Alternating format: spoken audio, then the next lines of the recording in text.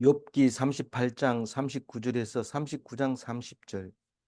네가 사자를 위하여 먹이를 사냥하겠느냐? 젊은 사자의 식욕을 채우겠느냐? 어, 아직도 말씀이 덜 끝났습니다. 하나님이. 그래서 오늘하고 내일하고 모레까지 이 하나님이 이야기를 하고 마지막 날 이제 수요일 날 음, 마지막으로 욥이 회개함으로써 회복되는 이야기를 하게 되는데 하나님 얘기 별거 없어요. 하나님은 천지를 창조하신 얘기인데 어제는 우주 질서를 말씀하셨어요. 모든 별 이야기하고 달 이야기하고 어, 그렇게 얘기를 했는데 오늘은 동물에 대해서 이야기를 하고 있습니다. 왜 그럴까요? 왜 이야기를 자꾸 할까요? 이게 음, 뭐가 자꾸 이상한 것 같아요. 한번 다시 손을 봐야 되는데 어, 나는 그렇게 그 제일 먼저 나오는 동물이 사자입니다. 오늘 전체 사자가 몇 마리 나오냐면, 저기, 동물이 몇이 나오냐면 9개가 나옵니다. 9개 나오는데, 제일 처음에 사자가 우리보다 최고 높은, 그러니까 최고의 포식자입니다. 최고의 포식자가 나오고, 제일 마지막에 독수리 이야기가 나오는데, 이, 이 사자를 이야기를 왜 합니까? 우리는 목이 힘을 주면은 목에 힘을 주면 살아남지 못합니다. 왜냐하면 사자가 잡아먹어요. 그런데 숨어 있고 엎드려 있고 이러면 사자가 못 먹습니다. 그 네가 그렇게 잘 알고 있는 것 같고 능력이 있는 것 같은데 사자를 먹일 수 있느냐 이 말입니다. 사자를 특히 젊은 사자는 뭐 주면은 다 뜯어먹고 또 달라고 또 달라. 늙은 사자는 어느 정도 먹으면 천천히 있습니다. 왜냐하면 소화도 늦게 되고 이렇습니다. 나이를 먹으니까 아침을 안 먹어도 뭐 크게 문제가 없어요. 근데 어렸을 때는 뭐 눈만 뜨면은 뭐 먹어야 되니까요. 그래서 이 젊은 사자에게 먹이를 공급할 수 있느냐? 누구 보고 얘기하고 있어요? 욥에게 얘기합니다. 이 마지막에 하나님이 얘기하는 거는 다른 친구들이 또 듣고 있을 수도 있지만 욥에게 하나님이 직접 얘기하는데 원래는 욥이 얘기해야 되는데 하나님이 대신하고 있기 때문에 욥은 얘기를 다 해놓고 남의 얘기 듣고 나니까 하나님이 이런 얘기를 하는구나 하는 것을 알게 됩니다. 특히 엘리후가 얘기한 얘기를 들어보면서 아, 이거 내가 입 띄면 안 되는구나. 그렇게 얘기할 때, 그렇게 생각할 때 하나님이 말씀하십니다. 엘리후가 얼마나 욥을 야단쳤습니까? 네가 벌을 받기를 원한다. 네는 죄인이다. 네가 교만하다. 네가 지금 하나님을 안다고 하는데 뭐 그렇게 할 수 있느냐? 네 능력이 있다고 하는데 하나님한테 할 수 있느냐? 이렇게 얘기할 때, 이게 나는 말하면 안 되겠구나. 이러고 눈을 감고 있는데 하나님이 딱 말씀하십니다. 그러면서 이제 뭐 여러 가지 얘기하지만 오늘 이야기만 본다면 사자가 네가 그렇게 잘났으면 그럼 사자를 그러면 먹이에서 살릴 수 있느냐? 이렇게 얘기하면서 40절 읽어주세요. 내가 그것들이 불에 엎드리며 숲에 앉아 숨어 기다리는. 이 젊은 사자들은 뭐 어미가 먹여주는 게 아니고 지가 그냥 가서 사냥을 하는데 어, 어미 이 사자보다 훨씬 더 열심히 또 용감하게 사정도 안 봐주고 그렇습니다. 이 늙은 사자는 이 뛰어가다가 좀 힘들면 그냥 봐줘 봅니다. 그러면 날아가 뛰어가 버리는데 이 젊은 사자는 막 끝까지 가가지고 잡아가지고 먹는데 그만큼 앉아가지고 하루 종일 하는 일이 숲에 앉아서 먹이를 기다리고 있는 건데 너는 그거를 뭐 도저히 할 수 없다. 그리고 네가 할 수 있, 뭐 황금 만능주의 이래가지고 돈을 자꾸 모으면 못하는 게 없다 이러지만 그 사자를 배불리 먹일 수가 없다 아닌가. 얼마나 많이 먹는지 아느냐. 말도 먹고 소도 먹고 막 그렇게. 41절. 까마귀 새끼가 하나님을 향하여 부르짖으며 먹을 것이 없어서 허우적거릴 때에 그것을 위하여 먹이를 마련하는 이가 누구냐? 뭐 사자도 하나님이 먹여주지만 까마귀도 하나님이 먹여준다는 얘기를 하고 있습니다. 까마귀는 배가 고프면 막 소리 지릅니다. 그냥 가만히 있는 게 아니고 막 소리 지르면 그 하나님이 어떻게 안 죽이고 살려주는 거죠. 그 사자와 까마귀 이야기를 하고 이제 39장 1절에는 누구 뭐 얘기합니까? 읽어봅니다. 산 염소가 새끼 치는 때를 네가 아느냐? 암사슴이 새끼 낳는 것을 네가 본 적이 있느냐? 이 산에 사는 것을 산염소라고 그럽니다. 제가 그 산오리 이래가지고 산에 무슨 오리가 사냐 이랬는데 그거는 그 사- 산오리가 산오리 아니면 뭔 오리죠? 어, 뭐 하여튼 그랬어요. 이거는 산 그거 그 제가 방금 말씀드리려고 했던 건 살아있는 뭐 이런 뜻이었는데 그게 구별이 잘 안 될 때가 있는데 여기는 염소가 가축이 아니고 산에 있는 염소입니다. 지금 비무장지대의 염소들이 잘 자라고 있습니다. 엄청 자기들이 새끼 놓고 또 살아가려고 애를 쓰고 최고 포식자 사자는 없대요. 그래가지고 막 불어나는 거죠. 멧돼지도 있고 그래가지고 음, 이거 철책을 쳐놓는 거 보면 골치 아플 때도 있다고. 그래서 그 산에 있는 염소 새끼가 새끼 치는 때를 아느냐? 암사슴 새끼 이 사슴이 새끼 낳는 것을 네가 본 적이 있느냐? 이, 이 사슴은 뭐 암사슴이 새끼 낳지 뭐 순놈은 안 낳잖아요. 근데 이 새끼 낳는 걸 생전에 못 봅니다. 보면 딱 서가지고 있는 거 모습만 사슴을 보지 못 보는데 음, 그러니까 안 보는 데서 새끼를 낳죠. 어. 근데 엄청 고통스럽게 낳고 또 나중에 알아봤더니 그렇게 힘들게 낳더라. 뭐 이렇게 이제 얘기를 성경은 말하고 있는 것 같아요. 그래서 염소와 사슴 이야기를 하는데 그, 어, 그 여기 그 다른 번역에는 어떻게 새끼 가지는지 모르지 이런 말입니다. 발정기를 모르지 이럽니다. 알 필요가 없어요. 산에 사니까. 이 가축 같은 경우에는 그 봐줘야 됩니다. 그 우리 자유롭지 못하기 때문에 사람이 그걸 챙겨줘야 되지만 이 산에 사는 산염소나 뭐 사슴 이런 것들은 음, 사람이 발정기를 알지도 못합니다. 2절 읽어보세요. 그것이 몇 달 만에 만삭되는지 아느냐? 그 나을 때를 아느냐? 이 임신 기간을 얘기하고 있는데 뭐 언제 뭐 임신했는지도 모르는데 어떻게 임신 기간을 압니까? 이 염소는 보통 160일, 사슴은 230, 사람은 260, 뭐 280이라고 보통 얘기를 하는데 정확하게 아는 건 280인데 사실 어, 수정하고 266일이 돼야지 정확하게 나온다고 합니다. 뱃속에서. 그거는 뭐 시계가 틀림없다고 그래요. 그런데 우리가 이제 날짜를 잘 몰라서 이제 언제인지 잘 모르고 있다가 아기를 낳게 되는데 3절 읽어봅니다. 그것들은 몸을 구부리고 새끼를 낳으니 그 괴로움이 지나가고 이 보통 염소가 눕거나 이렇게 그렇게 하지 않은데 새끼 낳을 때는 자세가 영 불편한 상태로 어, 새끼를 낳습니다. 4절 읽어. 그 새끼는 강하여 저 빈 들에서 크다가 나간 후에는 다시 돌아오지 아니하느니라. 강하여져서 빈 들에서 큰 게 아니라 이제 그 탯줄을 말라서 끊고 이제 그 테를 다 마른 다음에 바로 섭니다. 바로 서서 들에 나가면 이제 얼마 안 있어 풀을 뜯게 되고 거기서 자라게 되면 다시는 어미를 안 찾아온다. 그 얘기하면서 그 염소와 사슴에 대해서 이야기를 합니다. 5절 읽어봅니다. 누가 들나귀를 놓아 자유롭게 하였느냐? 네, 누가 예. 빠른 나귀의 메인 것을 풀었느냐? 이 다섯 번째 지금 나귀가 나오는데 자유롭게 사는 들나귀를 아느냐? 들나귀는 집에 매놓으면 도망가 버립니다.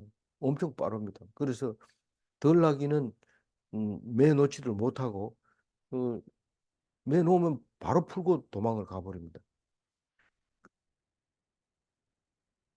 그래서 빠른 나귀는 메어 놓아도 풀고 달아난다. 이래 음, 말하기도 합니다. 6절 읽어봅니다.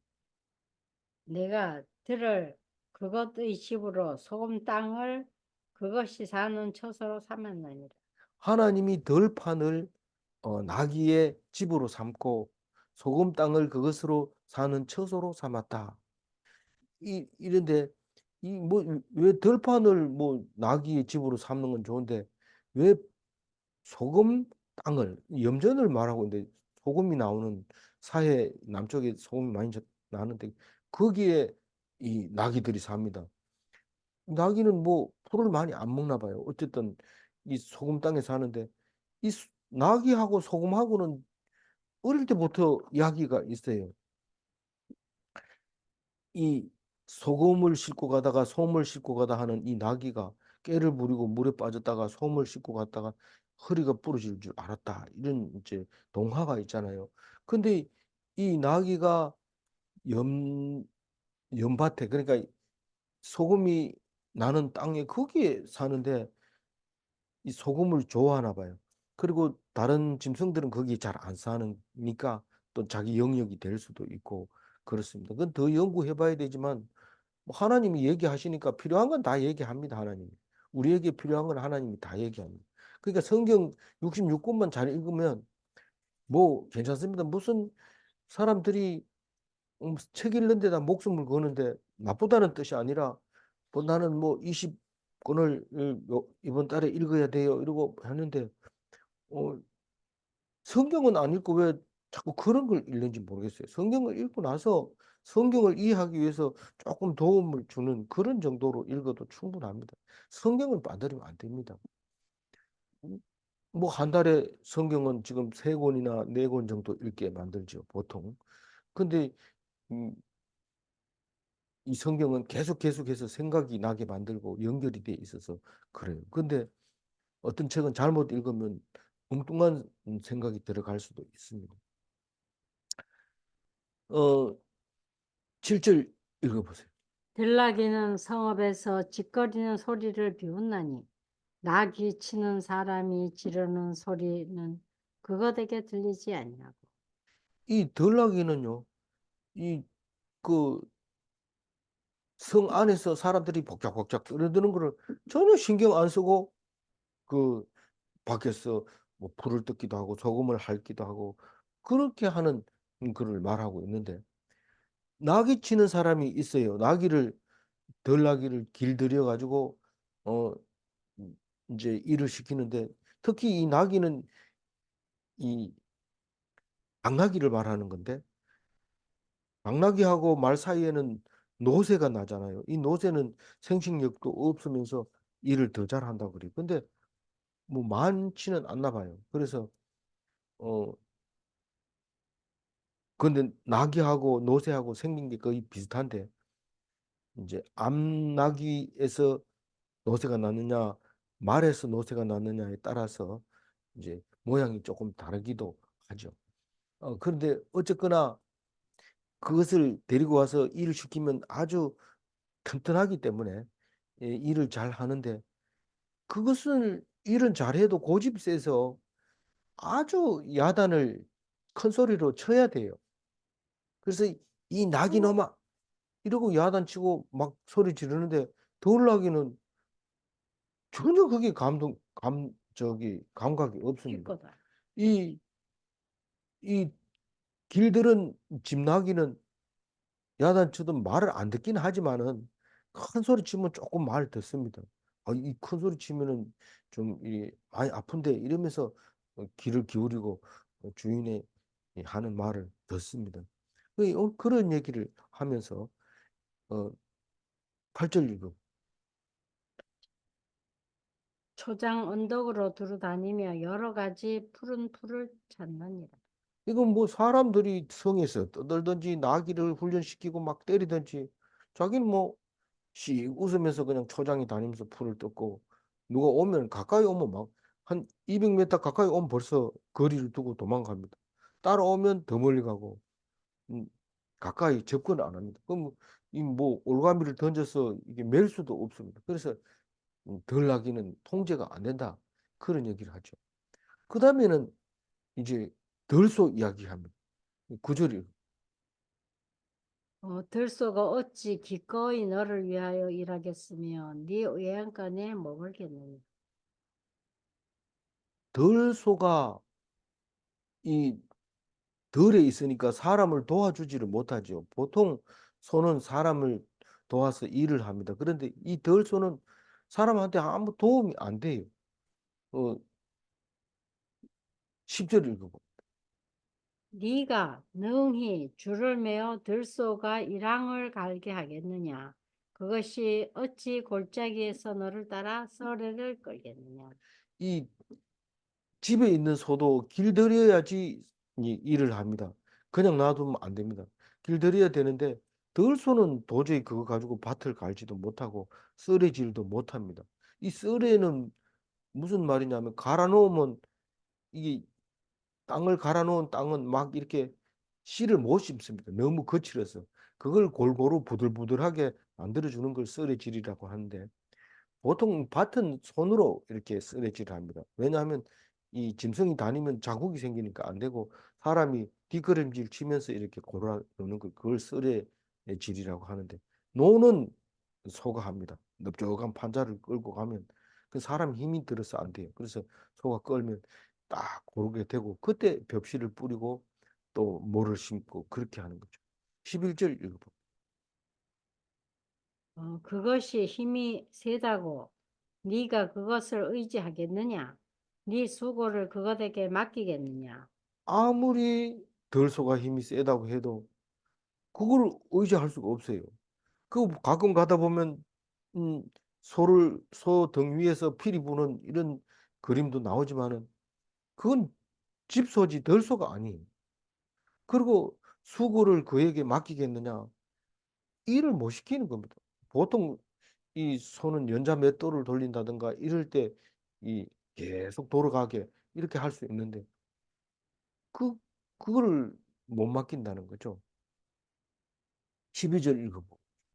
그것이 내 곡식을 집으로 실어오며 내 타작마당에서 곡식 모으기를 그것에게 의탁하였느냐.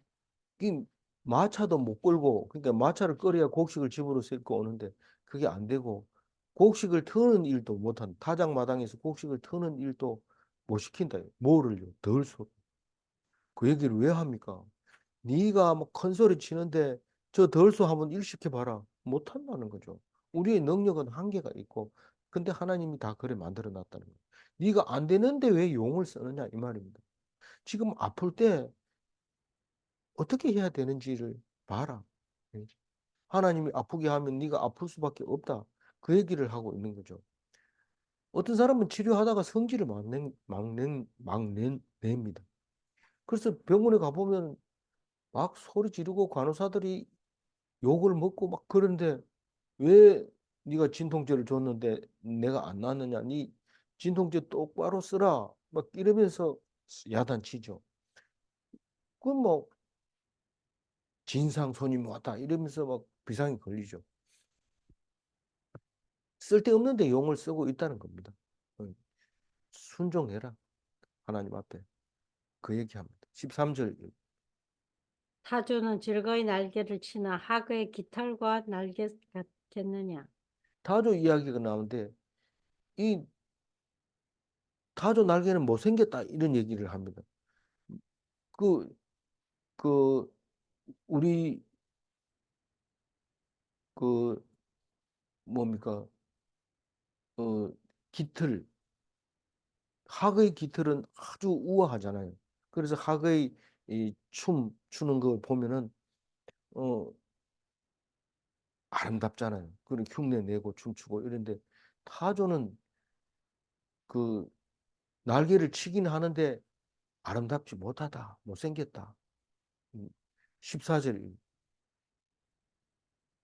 그것이 알을 땅에 버려두고 흙에서 더워지게 하고 타조 알이 커서 타조는 크기도 하지만은 그냥 놔뿌립니다. 놔둬뿌립니다. 그러면 타조 알을 먹을 수 있는 게 그렇게 많지 않아요. 도마뱀도 왕도마뱀이나 뭐 이런 것도 이제 머리 쓸 줄 아는 그런 거는 그거를 먹이로 할 수 있지. 보통은 다 뭐 못 깨먹습니다.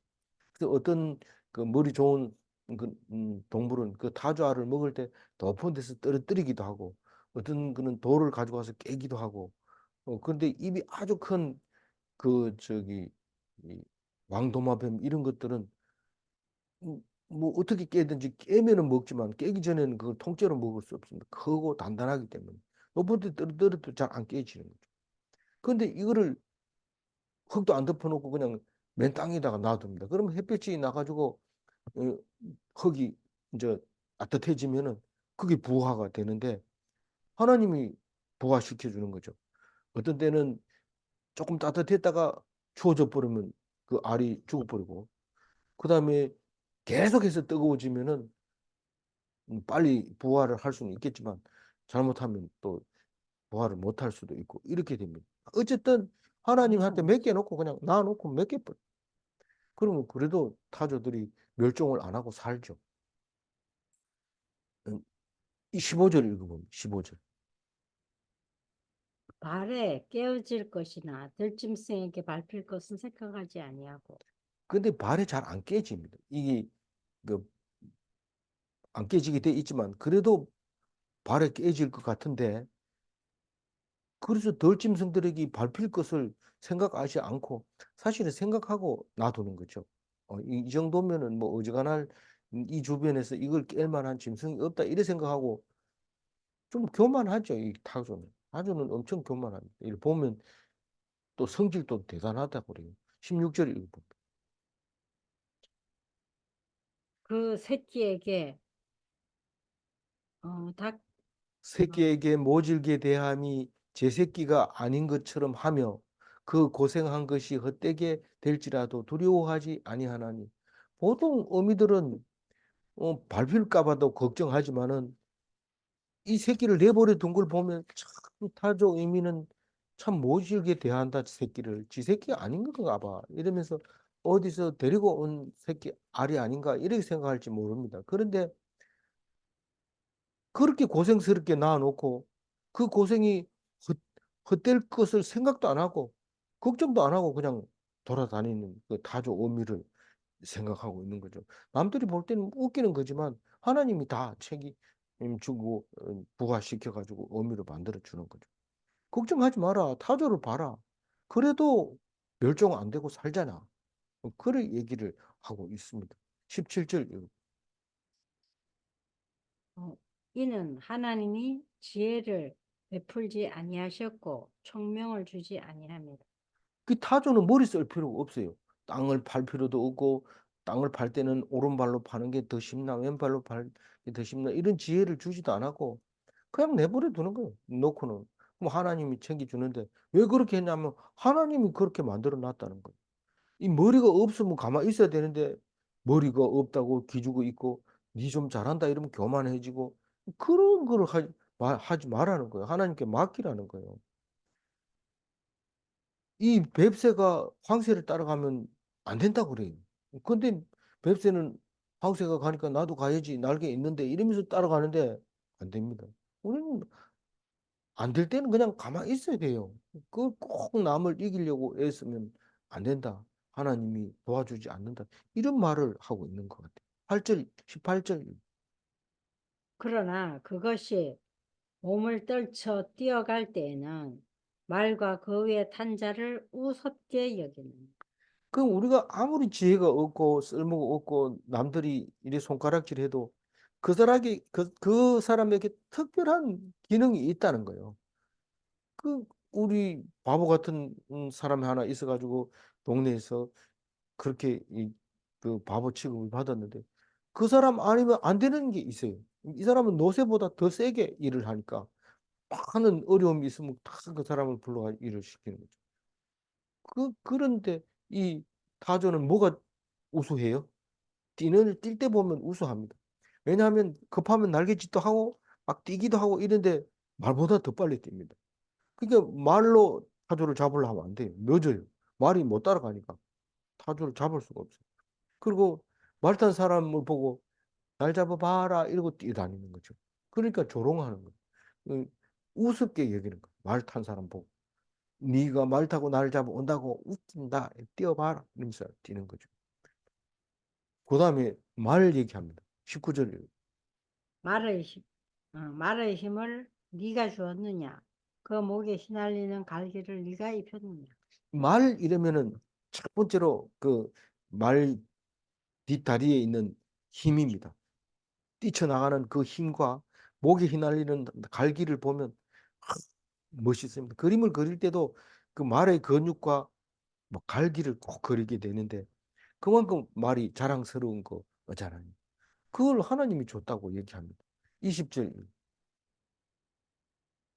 네가 그것으로 메뚜기처럼 뛰게 하겠느냐? 그 위험스러운 콧소리가 두려우니라. 그 메뚜기 말이 뛴다 이러면은 그때는 뭐 밟을 수도 있고 이러기 때문에 완전히 겁을 먹습니다. 말이 뛴다 하면 이게 어디로 올지 몰라서 겁먹고 또 히히힝 이러면은 엄청 무섭죠. 그래서 음, 이제 말도 탈 수 있는 사람, 말을 잘 타는 사람도 이런 사람이 있긴 하지만 그런 사람 보면 오히려 또 그 말을 생각하면 또 대단하다 이런 생각을 할 때가 있죠. 근데 이 메뚜기를 얘기합니다. 메뚜기가 뛰는 것처럼 말이 뛰는데 그렇게 네가 말에게 그런 힘을 줄 수 있느냐 이 말입니다. 21절 읽어. 그것이 골짜기에서 말굽질하고 힘 있음을 기뻐하며 앞으로 나아가서 군사들을 맞대. 이건 이제 말탄 기병의 말을 말하는 건데 골짜기 골짜기에는 짐승들도 나귀도 참 천천히 올라갑니다. 나귀도 천천히 올라가고 그런데 이 말은 그냥 뛰어 올라갑니다. 골짜기에서 이렇게 말 발굽질을 하고 그러니까 올라갈 때도 그냥 이렇게 네 발로 하나씩 가는 게 아니고 두 발씩 이렇게 해가지고 끙충끙끙 뛰어서 골짜기를 올라가는데 그걸 마치 기뻐서 올라가는 것 같아요. 음, 우리들이 좋아서 하는 일 같이 껑충껑충 뛰어가지고 올라갑니다. 그리고 올라가서 그렇게 올라가서 뭐 합니까? 전쟁하는 거예요. 군사들이 오면은 도망을 안 가고 마주 보고 있는 거죠. 22절.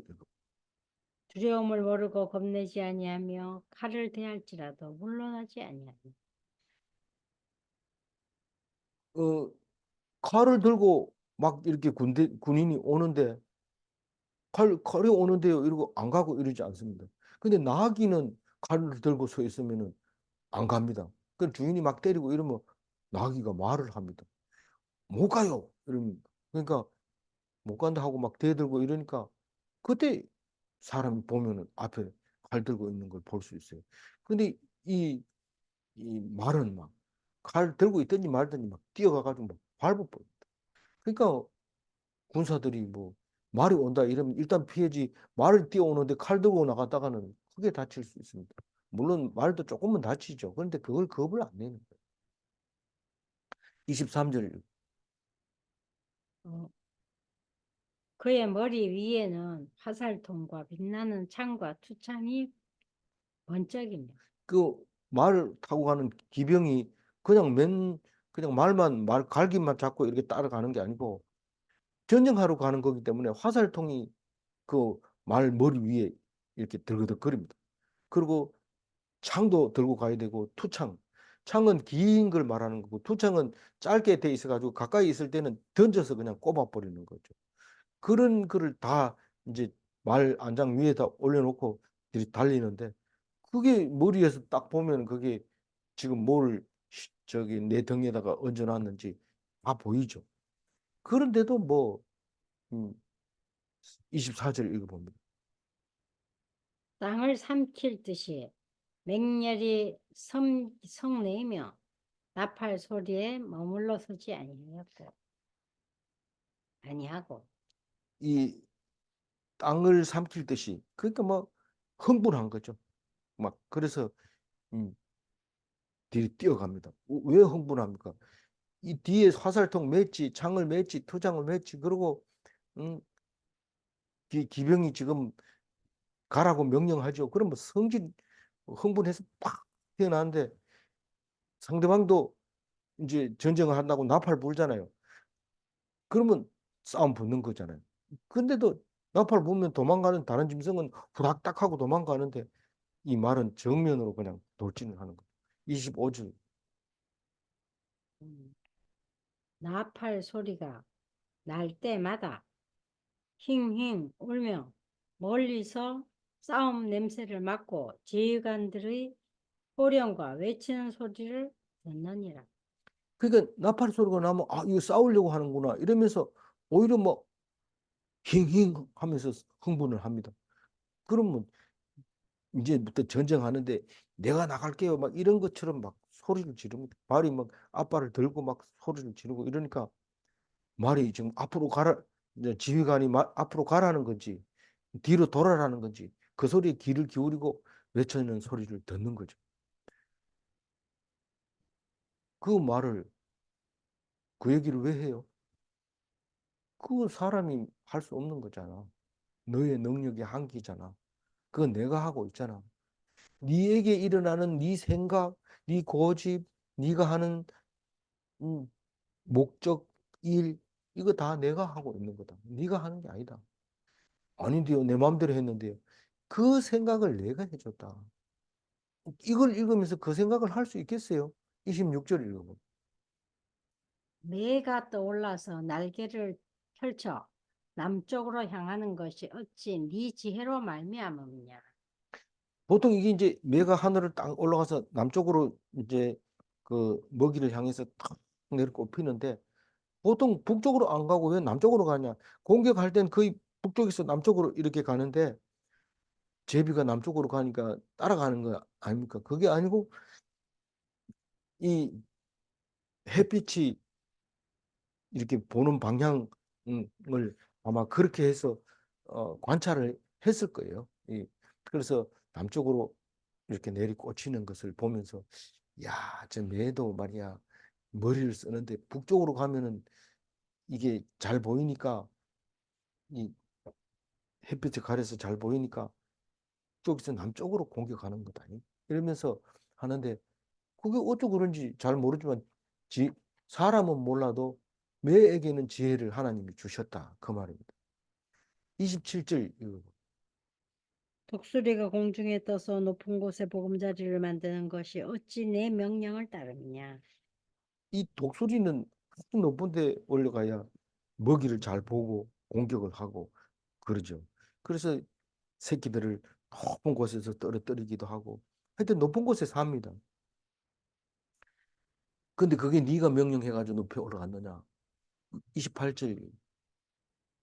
그것이 낭떠러지에 집을 지으며 뾰족한 바위 끝이나 험준한 데 살며 낭떠러지에 왜 집을 지을까요? 그거가 그냥 다른 생물의 천적이 없어. 간섭을 안 받으려고 거기 딱 삽니다. 뭐 낭떠러지에 사는 뭐 제비도 있고 뭐 여러 가지 있지만 그건 또 다른 동물에 의해서 공격을 받지만 하여튼 음, 그 독수리는 낭떠러지 높은 곳에 거기 살고 있어요. 29절이 거기서 먹이를 살피나니 그 눈이 멀리 보이며 이건 하여튼 높은 데 있으면 잘 보이고 뾰족한데 이 낭떠러지에 있으면 그 밑에 있는 생물들은 다 내 것입니다. 내 밥상이나 마찬가지입니다. 거기서 딱 내려다보고 오늘은 한 마리 먹었으니까 좀 쉬고 내일은 저거 나오면 잡자 이러고 딱 그러는데 거기는 항상 이렇게 동물들이 살죠. 넓은 들에. 근데 높은 곳에는 독수리가 살고 있는 겁니다. 이 아홉 번째 독수리 이야기 하고 있는데 제일 마지막 절 읽어봅니다. 그 새끼들도 피를 빠나니 시체가 있는 곳엔 독수리가 있느니라. 뭐 이게 독수리가 피를 빨도록 돼 있지는 않습니다. 그런데 빠는 것처럼 보이죠. 왜냐하면 피가 붉은 걸 먹어야 되니까 생물을 먹으려면 물론 이제 시체를 먹는 독수리도 있지만 오늘 이 30절은 그렇게 얘기를 하고 있어요. 그러면서 시체가 있는 곳에 독수리가 있느니라 이 말은 예수님이 와서 얘기를 제자들에게 합니다. 어, 언제 그런 날이 옵니까? 이러니까 죽음이 있는 곳에 독수리가 모이느니라 이렇게 얘기를 합니다. 아니 그거는 욥기에 나오는 거잖아요. 그러니까 그게 바로 나를 쓴 거다. 이렇게 얘기하면서 죽음이 있는 곳에 독수리가 모이느니라. 이게 뭐를 얘기하는지. 예수님의 십자가 언제 십자가 달립니까? 그날에 너희들이 울고 불고 할 거다. 어떻게 그날을 어떻게 알아요? 죽음이 있는 곳에 독수리가 모이는다. 그리고 언제 그날이 옵니까? 죽음이 있는 곳에 독수리가 모이느니라. 이미 있을 종말의 징조를 말하고 있는데 그 징조 중에서 독수리가 하늘을 빙빙 도는 게 징조가 확실하다는 거예요. 너희들도 독수리의 징조를 알아라 이 말입니다. 우리는 현재 독수리가 누굽니까? 정권을 놓고 막 다투고 이러면 이게 마지막인 줄 알아야 됩니다. 정권을 놓고 막 다투면 나라 꼴이 이래가야 안 된다. 이거는 내가 어느 편에 들어서 확실하게 잡아야 된다. 이러고 대에 들어가지고 완전히 막 엉망진창으로 만들지 말고 이게 이제 그날이 오는 징조구나. 그래 생각하고 기도해야죠. 기도. 그리고 다른 것도 뭐 이 요보를 말하자면 고통이 있는 곳에 하나님의 은혜가 있다. 이 징조를 말하고 있는 거죠. 이거를 이야기할 때 이 말을 알아들어야 돼. 그래서 네 힘으로 하지 말라고 얘기를 하는데도 그걸 보고는 내가 이걸 해야 되겠다. 그러고 태극기 부대에 참석하기도 하고 이런데 그래 하지 말라고 하는데 꼭 그렇게 합니다. 좀 인내하라고 하면 인내를 해야 되는데 원망을 하고 막 내가 해결하려고 하고 이렇게 돼버릴 때 안 된다. 물론 뭐 몸이 아프면 이렇게 기도하다 보면 하나님이 지혜를 줘서 네가 여기 가봐라. 저기 가봐라. 그래 지혜를 줍니다. 그럼 거기 가서 음, 믿음직한 데 가서 그래야 되지. 믿음직하지도 않는데 무조건 내가 고쳐줄게 이런 데 해서 막 이렇게 들이대 놓고 있는 게 아니라 하나님이 가라고 하는 곳에 가서 믿음이 가면 거기를 끝까지 하나님을 의심하지 말고 믿어서 어, 이 고통을 잘 통과해야 됩니다. 그러면 하나님이 네가 욕과 같은 인내를 가졌구나. 그렇게 인정을 해주는 거죠. 아무쪼록 욕기를 이제 다 돼 가는데 아직까지 수요일 날까지 가야 되지만 다 돼 가는데 끝까지 잘 견뎌 주셨습니다. 그래서 이 하나님께서 잘했다 칭찬하실 겁니다. 도와주시고 인도하여 주실 줄 믿습니다. 어, 30절 다시 한번 읽어볼게요. 그 새끼들도 새끼들도 피를 피를 빠나니 빠나니 시체가 시체가 있는 있는 곳에는 곳에는 독수리가 독수리가 있느니라. 이 그날의 날짜를 모르고 징조만 알려 주십니다. 하나님은 날짜는 비밀로 해놨어요. 그 비밀로 되어 있는 그 날짜는 모르지만 분명히 이 징조를 알려줌으로써 우리는 알 수 있습니다. 그건 하나님 아들로서의 특권이죠. 비밀 맡은 자죠. 근데 그거를 떠벌리면은 청기 누술죄로 걸립니다. 절대로 알아도 모른 척하고 있어야 되고 어, 두렵고 떨리는 마음으로 기다려야 되죠. 이 하나님의 지혜가 아니면 징조를 분간하지 못한다. 질문합니다. 어리석은 자는 말씀도 징조도 알지 못하는가? 어리석은 자는 말해도 나귀처럼 그냥 못 알아듣는 거. 관심도 없고. 그건 뭐 너들끼리 알아서 해라 이런데 하나님 말씀 귀담아 들어야 돼. 질문 2. 하나님은 구원이 필요한 것을 징조로 알려주시는가? 이게 무슨 말이냐면 그날이 온다는 거죠. 그날이 오면 구원이 우리에게 필요하죠. 그럴 때 어떤 징조가 나타나면 그것을 뭐 어떻게 하려고 하지 말고 하나님 앞에 붙들려 있으면 그게 구원의 길이 되고 그것이 구원이 필요한 징조라는 것을 말하고 있습니다. 아무쪼록 독수리가 나타났다고 생각이 돼지거든 하나님 앞에 꼭 붙잡는 참된 그리스도인이 다 되시기를 바랍니다. 기도하겠습니다. 하나님 감사합니다. 온, 오늘은 모든 일을 마치고 한 하루를 쉬게 하는 안식일입니다. 하나님께서 주셨사오니 아무것도 하지 않고 평안하게 하나님만 바라보고 쉴 수 있는 귀한 하루가 되게 하여 주옵소서. 우리가 뭘 하려고 용을 쓰고 애를 쓰고 노력을 한다고 해서 하나님이 하는 것이 아니라 그것은 내가 하는 것이고 네가 한 것에 대해서는 네가 알아서 해라. 하나님 하시는 말씀을 들을 때에 우리는 아닙니다. 하나님께서 주시는 것만 받겠습니다. 겸손한 마음으로 잘 견뎌서 요 욥의 인내를 네가 보느냐 할 때 예 하고 대답할 수 있도록 욥을 닮아가게 하여 주옵소서. 욥기를 끝까지 묵상하게 하여 주시고 인도하여 주옵소서. 감사하옵고 우리 주 예수 그리스도 이름으로 기도 올리옵나이다. 아멘.